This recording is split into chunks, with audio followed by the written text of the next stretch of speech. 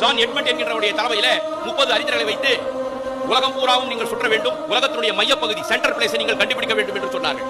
1985 August மாதம் 5ஆம் தேதி புறப்பட்டார்கள். 2005 செப்டம்பர் 10ஆம் தேதி ஆராய்ச்சி செய்தார்கள். உலகத்தினுடைய மையப்பகுதி கண்டுபிடிக்கப்பட்டு விட்டது. ஜான் எட்மண்ட் அவர்களே, உலகத்தினுடைய சென்டர் பிளேஸ் மையப்பகுதியை கண்டுபிடித்து விட்டீர்களா என்று கேட்டார்கள்.